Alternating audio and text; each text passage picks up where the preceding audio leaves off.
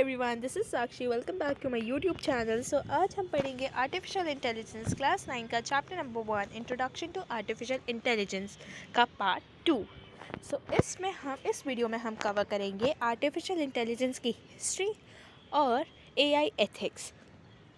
So the term artificial intelligence was first used in 1956, but it did not gain much popularity.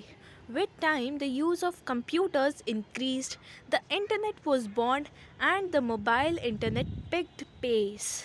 All of this led to an increase in data volumes, the improvement in computers' computing power, increased data storage capabilities, and as a result the AI gained popularity.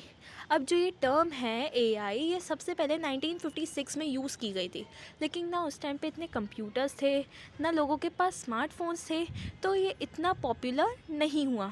लेकिन जब जैसे जैसे computers का use increase हुआ, internet born हुआ और धीरे धीरे मोबाइल इंटरनेट भी आने लगा, तो इन सब चीज़ों के कारण जो डेटा वॉल्यूम्स थे उनमें इंक्रीज़ आने लगा. सो ऑब्वियसली डेटा इंक्रीज़ होगा तो कंप्यूटर को अपनी कंप्यूटिंग पावर और अपनी स्टोरेज कैपेबिलिटीज़ भी इंक्रीज़ करनी पड़ेगी. एज अ रिज़ल्ट AI ने पॉपुलैरिटी गेन कर ली थी. The research in AI during 1950s was restricted to problem solving and symbolic methods. During 1960s, the pioneering work in the AI field was done by the US Department of Defense that was working on creating computers capable of acting like human beings. In 1970s, the US Defense Advanced Research Project Agency, जिसको हम DAPA भी बोलते हैं, completed the street mapping project. Incidentally, the first intelligent person assistant was produced in 2003, long before Siri, Alexa and Cortana. अब 1950s में क्या हुआ, जो AI के ऊपर रिसर्च हो रही थी वो सिर्फ प्रॉब्लम सॉल्विंग और वो भी सिंबॉलिक मेथड से प्रॉब्लम सॉल्विंग तक ही सीमित थी. सो 1960s से जो US डिपार्टमेंट ऑफ डिफेंस था उन्होंने ऐसे कंप्यूटर्स पे वर्क करना शुरू कर दिया था जो कि पूरा ह्यूमन बींग्स की तरह इनैक्ट करे. फिर 1970s में US defence advance research projects agency DARPA उन्होंने स्ट्रीट मैपिंग प्रोजेक्ट कंप्लीट कर लिया. अब इंसिडेंटली क्या हुआ, 2003 में हमें अपना फर्स्ट इंटेलिजेंट पर्सनल असिस्टेंट मिल गया और ये अभी के सिरी, एलेक्सा, कॉर्टना से बहुत पहले की बात है. Humans, like robots and artificial intelligence of science fiction, are far away from reality.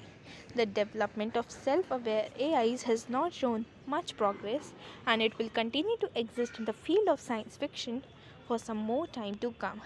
अब जो ह्यूमन की तरह रोबोट्स और आर्टिफिशियल इंटेलिजेंस में जो भी ये हम साइंस फिक्शन देखते हैं ना टीवीज़ में, मूवीज़ में, ये अभी रियलिटी से बहुत दूर है. सो धीरे धीरे जो AI, जो हम लोग सेल्फ अवेयर AI डेवलप कर रहे हैं, ये इतनी प्रोग्रेस शो नहीं कर रहा है, लेकिन धीरे धीरे और डेवलपमेंट्स होंगे, AI और बढ़ेगा और आगे जाके और डेवलपमेंट्स होंगे.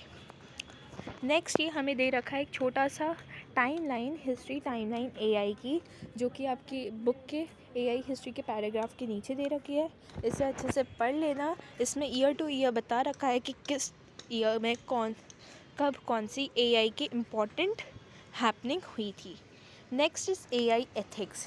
The term AI ethics is a blanket term that is used to deal with all the ethical concerns and issues related to AI systems. अब जो AI ethics है ना, ये बहुत बड़ी टर्म है, इसे हम नॉर्मली डिफ़ाइन नहीं कर सकते. इसके अंडर बहुत सारी छोटी छोटी टर्म्स आती है, जैसे एथिकल कंसर्न्स और इश्यूज़ जो होते हैं AI सिस्टम से रिलेटेड, वो ये नॉर्मली दो कैटेगरीज़ में डिवाइडेड है. एक तो कंसर्न्स रिलेटेड टू डेटा और दूसरा concerns related to implications in AI technology itself. और नॉर्मली सीधे पॉसिबल वर्ड्स में जो हम बोलेंगे कि we can define ethics as a system of moral principles that govern individuals' behavior or action.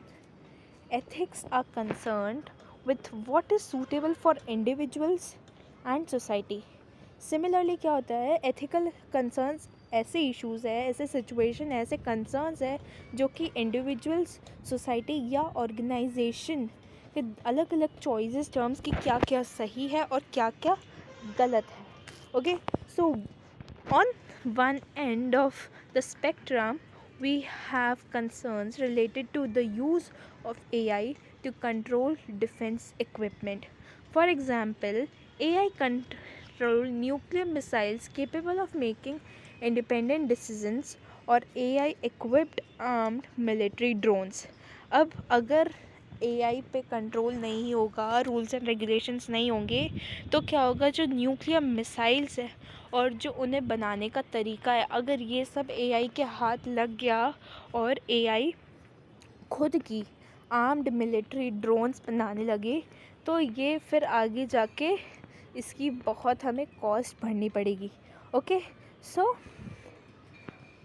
AI systems unbiased decisions भी ले सकते हैं अगर ह्यूमन डेटा ही गलत हो तो.